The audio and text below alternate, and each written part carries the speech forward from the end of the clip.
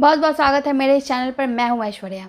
अगर प्रेगनेंसी के लिए इस महीने आपने ट्राई किया है और आपको लगती है कि इस महीने आपकी प्रेगनेंसी जो है वो रुक जाएगी, आप प्रेग्नेंट हो जाओगे, तो उससे पहले क्या होता है, कई बार क्या होता है कि आपने सुना होगा कि प्रेगनेंसी होते होते रुक गई, या फिर स्पॉटिंग हो गई, डेट मिस हो गया था लेकिन स्पॉटिंग हो गई, डेट मिस हो गया था लेकिन फिर से पीरियड आ गए।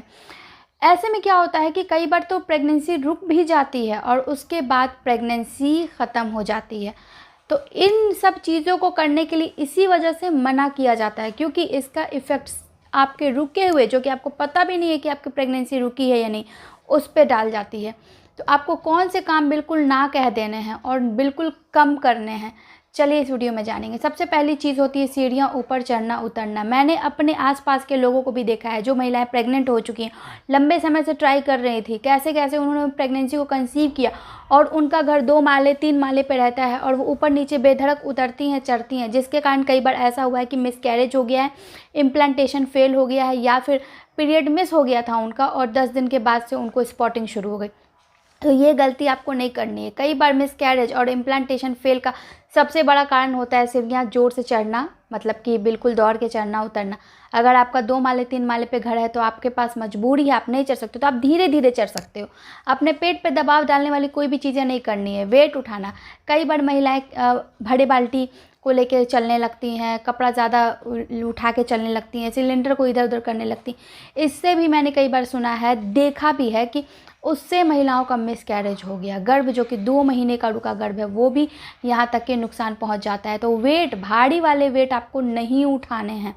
एक्सरसाइजेज वगैरह, अगर आप जिम जाते हो, वेट लिफ्टिंग करते हो, तो आपको कुछ महीनों के लिए उसको कम कर देने हैं। आपको देख लेना है, आप एक बार कंफर्म हो जाओ कि क्या है, क्यों आप पहले से ही अपनी चीज़ों को बिगाड़ रहे हो। उसके बाद ये कई बार तो खान पान जो होता है वो भी बहुत ज़्यादा रुकावट डाल देता है प्रेगनेंसी कंसीव करने में। जैसे ऐसी चीज़ें, गर्म तासीर की चीज़ों को खाने के लिए शुरुआत के महीनों में बिल्कुल मना किया जाता है।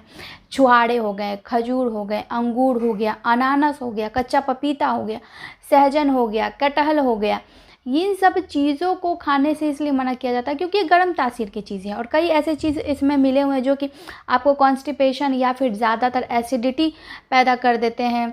ऐसी चीज़ें आप इसमें खा लेते हो जो कि शरीर में क्रैम्पिंग पैदा कर देते हैं, आपको पेट में क्रैम्पिंग पैदा कर देंगे, दर्द उत्पन्न कर देंगे।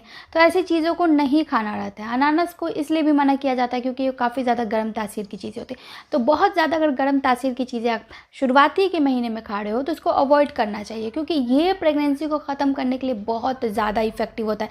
जो चीज़ें आप पीरियड्स लाने के लिए खा रहे हो वो चीज़ें कम से कम आपको प्रेगनेंसी के शुरुआती के दिनों में नहीं खाने हैं। जैसे बहुत लोग महिलाएँ जो है वो सुबह में उठ के अजवाइन का पानी पीती हैं, ये सब का पानी सुबह में उठ के पीती हैं, तो उसको कुछ दिन के लिए आपको रोक देना है।